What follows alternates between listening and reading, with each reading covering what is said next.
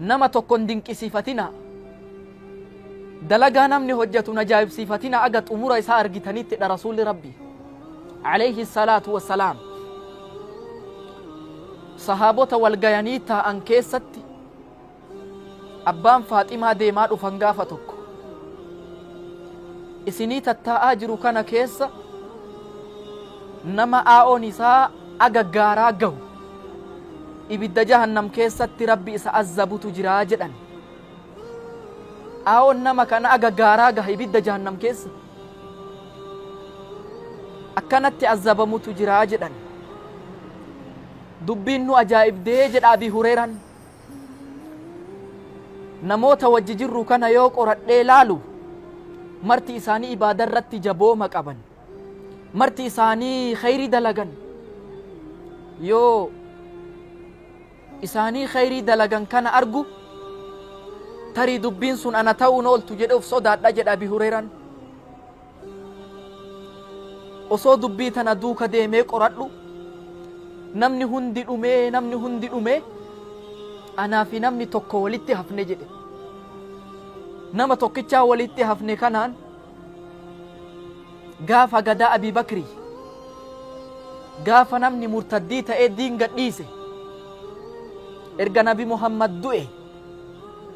diin hafe asitti goolabame jedhee arabni muryaan diin keessaa ba'u eegale yeroo kana namni kun Musaylimatul Kazzaab isaa ani nabiyyiidha jedhee labsatu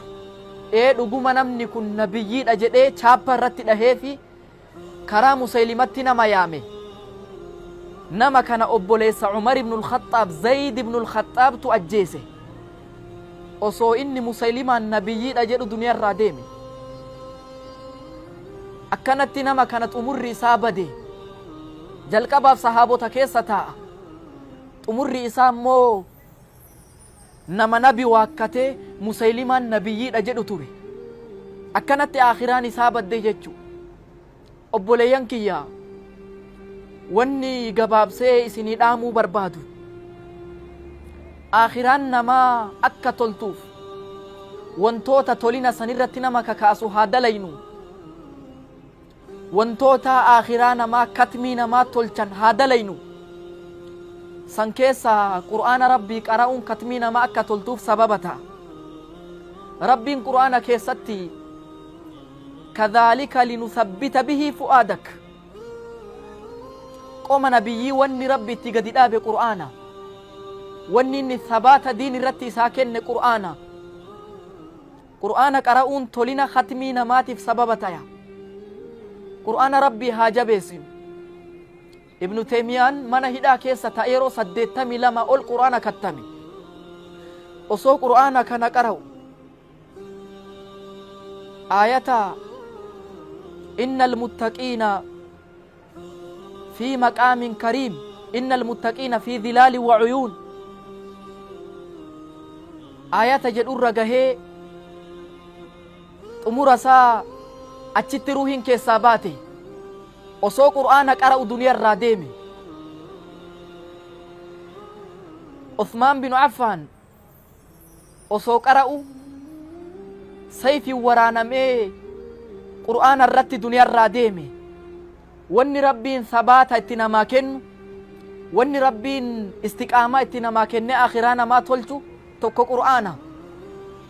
inni lammaffaa al-isti'aanatu bid-du'aa du'aayiidhaan gargaarsifatudha akhiraan nama akkam banne yaa rabbi katmii teenna tolchi jedhanii kadhatudha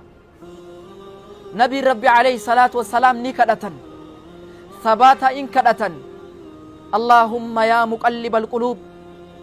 thabbit qalbii alaa diinik diin irratti gadinaa nadhaabii kadhatan rabbi illee mu'mintoota akka qalbiin isaanii jallattee kara biroon gorre ajaja baase ربنا لا تزغ قلوبنا بعد إذ هديتنا يا ربي كينا قلبي تينا نجلسين قلبي تينا ندبسين ارغنوك أجل تجدا كدنا مؤمن توت أججي ثباتا ربي كدتون آخراء في أكتلتوف ربي خدتون وان كتمينا ما أكتلتوف سببتو akkasuma diinii rabbiitii quuqama qabaatuun diinii rabbiitii tumsuun waan sabaata namaa kennu akhiraa namaatiif tolinaaf sababa ta'u. in tansurullaha yansurkum ويثبت أقدامكم جد ربي يو إسن أنا تمستا يو إسن دينك يا تمستا أني إسني تمسا كومي كيسن قد إسن دابا ثبات إسني كنا آخرا إسن تلچ جد ربي مالين تولنا آخرا أرغتا ديني ربي تفقوقا مكاباتو دا كناف أبوليان إسلاما نمني أسران نداوتو آخران نما تولو وان قدادا كتمين نما بريدو وان قدادا نهندا ربي كتمي كينا نهاتولتو تولينا ختمي تف خير دلقون سبب هاتانو قفلا في أفي الرامفتون بدي غرغراتي ففساتلون مو وان آخران نما بلسو سنين جدا خيري هذا لين هم تراو فاينو أقول ما تسمعون وأستغفر الله لي ولكم ولسائر المسلمين من كل ذنب وخطيئة فاستغفروه إنه هو الغفور الرحيم والسلام عليكم ورحمة الله وبركاته.